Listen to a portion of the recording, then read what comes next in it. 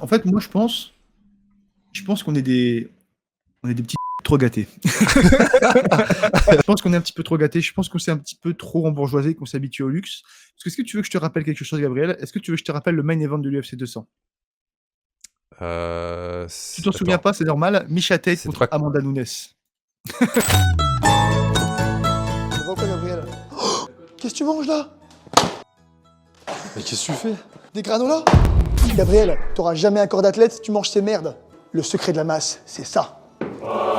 Des plats assaisonnés, frais, différents, toutes les semaines. Variés et surtout livrés à domicile. C'est fini la malbouffe. Tu seras enfin musclé. Il y en a pour tous les goûts. Des boulettes au poulet, aux légumes et au thym. Des filets de poulet, épices, légumes au quinoa. Des cuisses de poulet à la basquaise. Avec ça, c'est sûr, tu vas l'avoir ton corps d'athlète. En plus, on sait, tout le monde n'a pas les moyens. C'est pour ça qu'on a concocté spécialement pour eux un petit code promo qui va s'afficher juste ici et dans la description qui vous offrira 30% sur votre première commande. Mathieu, Oui, c'est quoi ce main event que Dana White nous propose pour l'UFC 300? on l'attendait depuis longtemps, très longtemps. On s'était fait plein de films, on s'était imaginé plein de choses. Et c'est vrai, le main event n'est pas à la hauteur. C'est la douche Décris-nous froide. Hein. ouais, décris-nous un petit peu ce main event. Poatan, Alex Pereira contre Jamal Hill Il- en Pour- 93 kilos pour la ceinture. 93.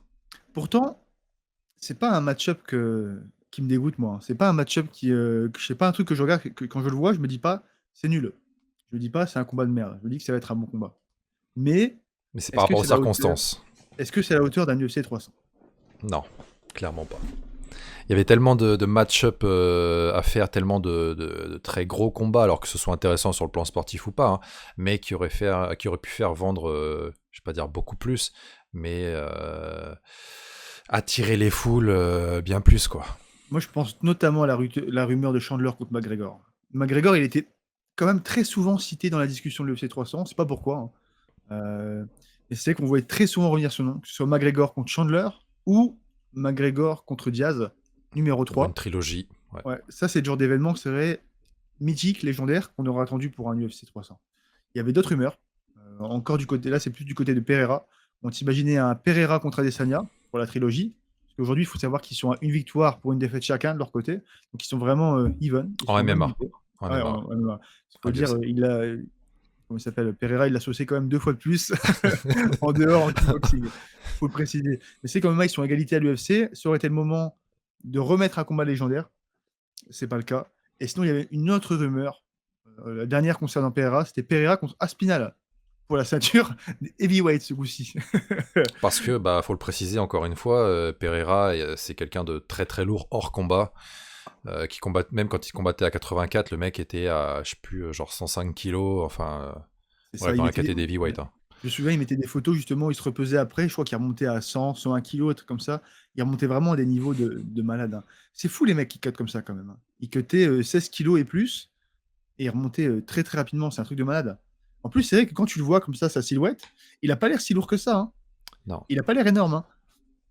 Il a Mais les quand os tu le fous sur lourds. une balance, ouais, les os lourds. Tu le mets sur une balance, le mec pèse super lourd. Tu vois, t'as l'impression que c'est un squelette, mais il est très très lourd. Ça aurait Donc, été une première, en tout cas, parce que ceinture donc des middleweight, ceinture des 93, donc des light heavyweight, et là la tentative justement ceinture, bon, c'est pas la vraie ceinture, mais quand même ceinture intérimaire des heavyweight. Ça aurait été vraiment une première. Première mondiale. Mais après, on va pas se mentir, ça aurait été compliqué. Hein. Contre Aspinal, il a tellement d'armes. Je pense que Pereira, il aurait pas pu assumer. Hein. Il n'aurait pas pu assumer. Il aurait eu sa chance du puncher, mais on a vu que même justement contre un mec comme Pavlovich, il a quand même encaissé, tu vois, Aspinal. Et c'est vrai qu'Aspinal, après, le descend, je pense, que ce soit en lutte, en termes de footwork. Trop d'armes. Justement, Pereira, pour moi, il est très fort. Justement, tu as bien fait de mentionner footwork, parce que c'est vrai que Aspinal, il est très mobile. Et Pereira, on l'a pas vu souvent contre des combattants très mobiles. Sauf Adesanya, mais ça n'a pas été le combattant le plus mobile qu'il a affronté. Pour moi, ça aurait été compliqué. Ça aurait été très très dur. Trop d'armes et surtout trop de poids. Parce qu'en vrai, en réalité, il a plus de 110 kilos, lui, Aspinal. Donc pour moi, ça, c'était vraiment qu'une rumeur et ça allait rester.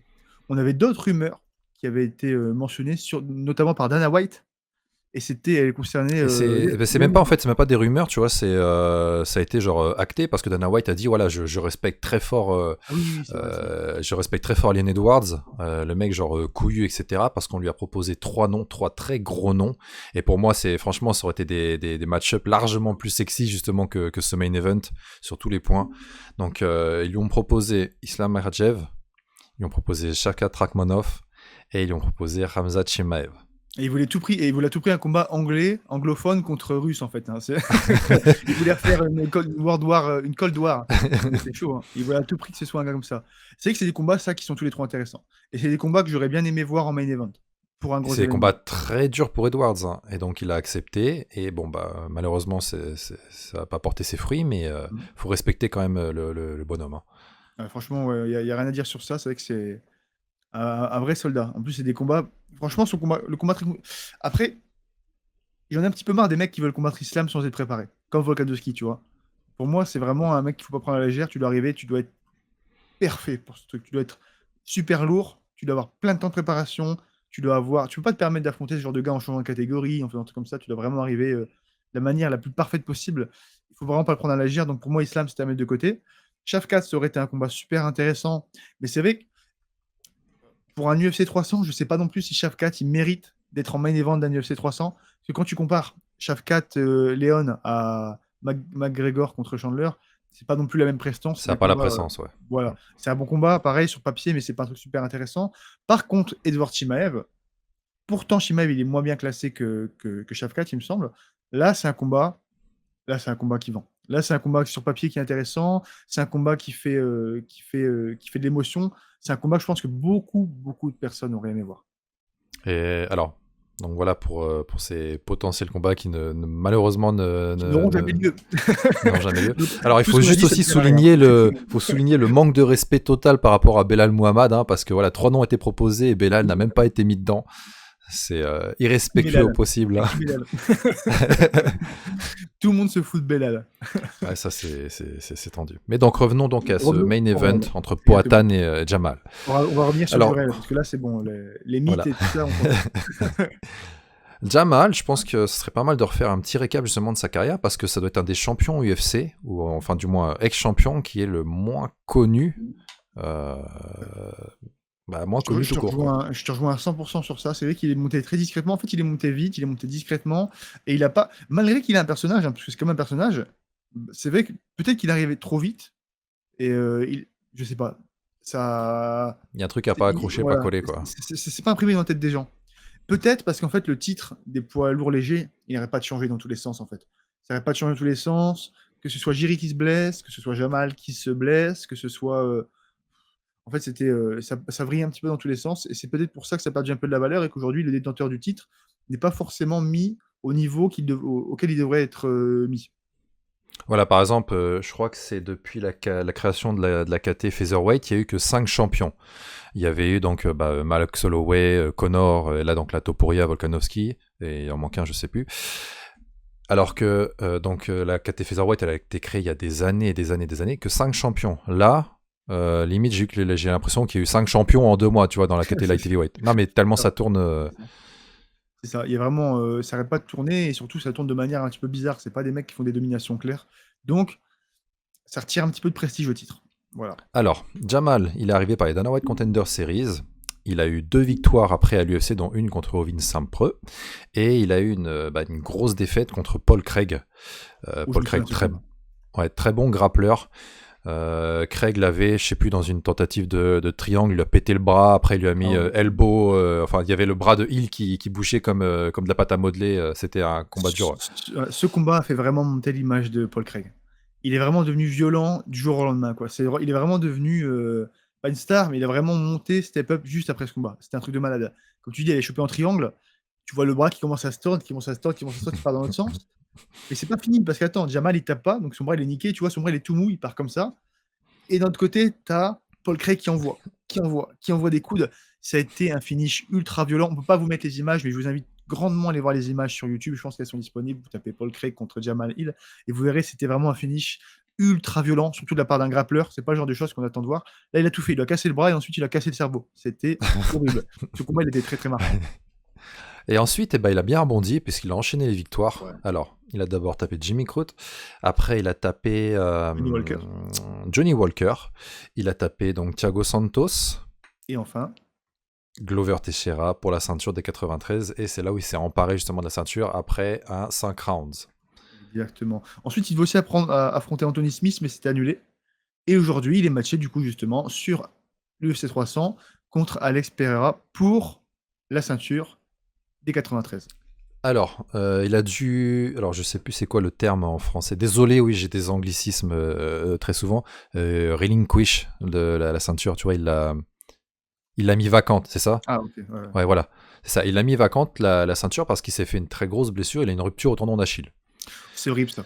Je crois que c'est une des pires blessures que tu peux avoir en tant que sportif de haut niveau.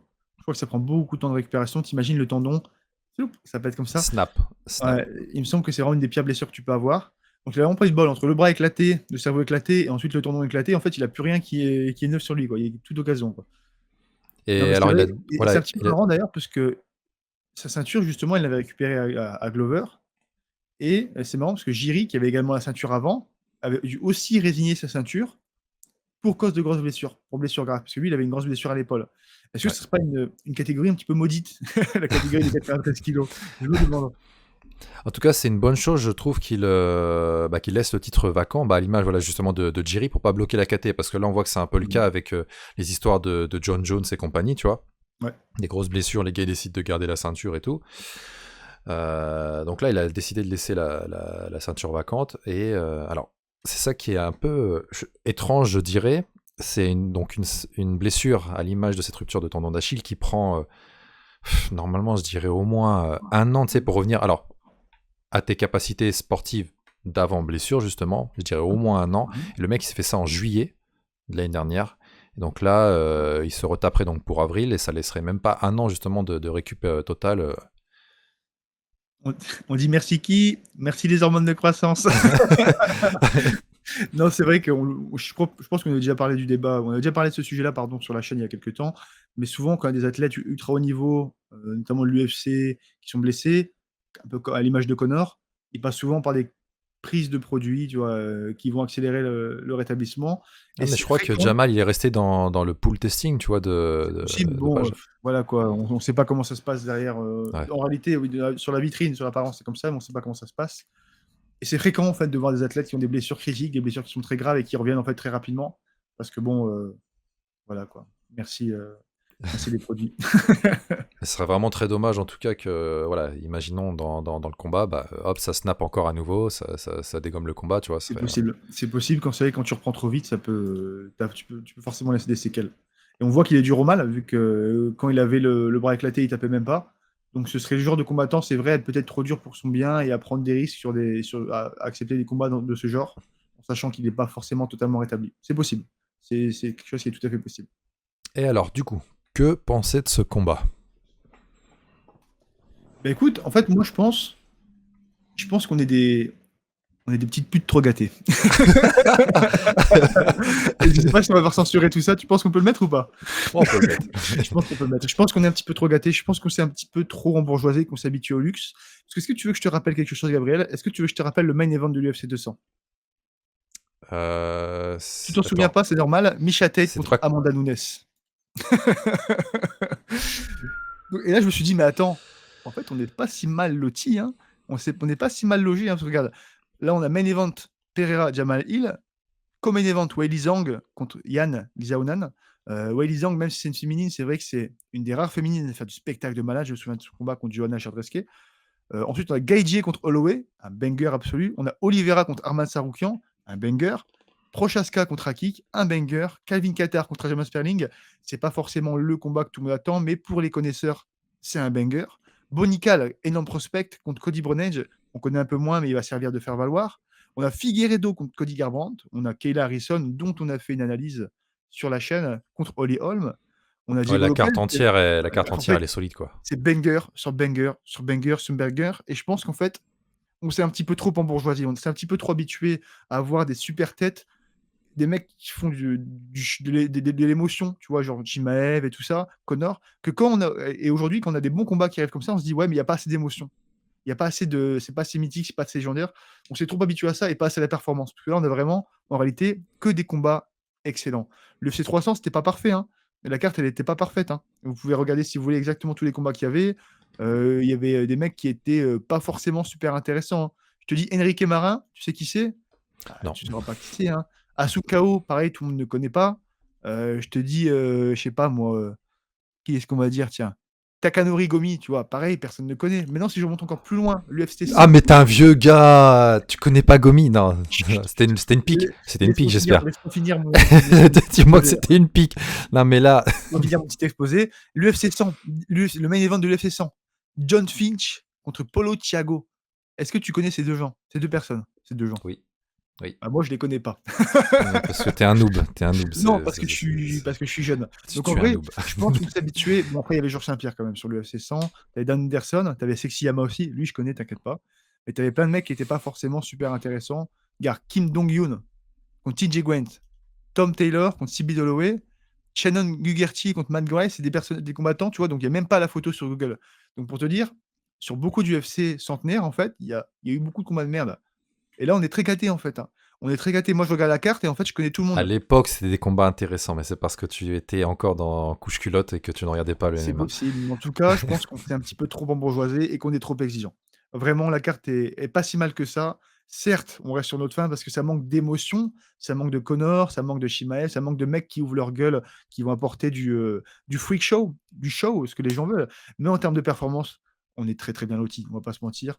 Nous aussi, Français, je pense qu'on est un petit peu déçus parce qu'en fait, notre vrai UFC 300 sera l'UFC 299 avec Benoît. Pour nous, ça, c'est notre vrai. Il y a tout là. Il y a de la performance, parce que c'est Poirier, c'est un top. Il y a de l'émotion, parce que c'est un Français. En fait, là, c'est vraiment, pour nous, la perfection de l'UFC 299. Et du coup, je peux comprendre qu'on soit déçu derrière de l'UFC 300. Puisqu'on regarde la carte de l'UFC 299, la carte principale est intéressante. Et après, quand tu descends sur la carte préliminaire, c'est toujours un petit peu intéressant. Ah non, en fait, tout est intéressant, c'est vrai. Il n'y a que la carte pré-préliminaire qui commence à être nulle, mais tu restes avec qu'il y a pas mal de combats intéressants. Mais l'UFC 300, il n'est pas si nul que ça en réalité. Il faut juste regarder la carte lentement. Regarde-la lentement. Regarde les combats lentement, c'est pas si mal. Et alors, il faut souligner aussi les balls qu'il a de prendre Poatan justement pour son retour. Tu vois, il n'y a même pas de combat de chauffe. Après une très grosse Directement. blessure comme ça, je dirais la majorité des combattants prendraient un petit combat pour prendre la température et tout. Et il arrive, boum, main event UFC 300, à nouveau pour la ceinture, et contre un striker létal, Poatan, tu vois. Et ça aurait pu être pire, si c'était au pluriel, ça aurait été Leto. Leto du clos. Elle était pourrie, putain. Mais bon, il y a quand même quelque chose qui a mentionné, c'est que Pereira, il va combattre pour la première fois en 93.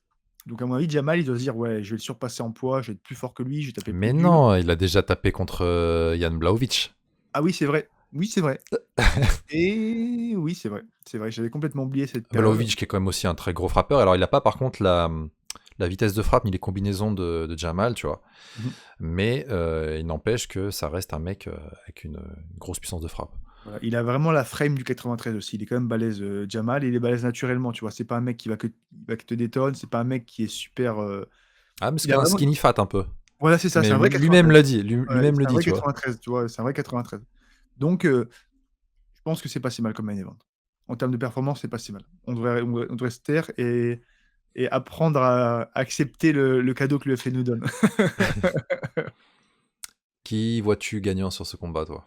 Sur ce combat, franchement, en fait, c'est dur parce que tu as d'un côté Pereira qui est technicien, qui va certainement essayer de mettre en place ses calf kicks, et de l'autre, tu as Jamal qui va essayer de mettre en place sa bagarre. Mais c'est vrai que sur ses appuis, Jamal, il met quand même beaucoup de poids sur sa jambe avant, donc si jamais il se prend que trop de low kick, ça peut vite lui flinguer complètement tout son style, en fait. Si Pereira arrive à mettre en place ses low kicks, il est foutu, Jamal, tu vois? Donc il faut voir. Est-ce que Jamal il sera assez agressif pour rentrer directement sur Pereira en anglaise et chercher la bagarre? Parce que pour Et moi, c'est avec le le potentiel contre-crochet gauche de Poatan, tu vois. il aura pas le choix de toute façon, Jamal, il aura pas le choix de rentrer. Pourquoi? Parce que si tu restes loin avec Pereira, il te défonce ta jambe. Tu peux pas t'amuser à Si tu t'amuses à faire trop de jabs, il te défonce ta jambe. Pour le coup, c'est vraiment le mec qui a trouvé la solution un petit peu entre guillemets aux gars qui travaillent à distance sans prendre de risques. Ce low kick, de la manière dont il le met, ça te permet vraiment de complètement détruire la jambe avant si tu mets trop d'appui dessus. On l'a vu avec Jiri, on l'a vu avec Blachowicz, on l'a vu avec Adesanya, on l'a vu avec tout le monde. Il l'a fait absolument tout le monde, même avec tout boxeur d'élite. Je kiffe ta prononciation des noms, c'est Blachowicz. Blachowicz. Donc il sait le mettre à tout le monde. S'il sait mettre ça à Jamal, il va complètement flinguer son style. C'est sûr, parce que Jamal, c'est que de l'anglaise. C'est uniquement de l'anglaise. Il a les armes, en fait. Il a les armes pour contrer complètement Jamal. Et toi, tu vois quoi, toi? Moi, c'est la condition physique, tu vois, la prépa que Jamal va faire. Je vais voir dans quel état il va arriver. Après, Pereira, il a pas montré non plus un cardio trop dégueulasse, tu vois, sur ses derniers combats. Non.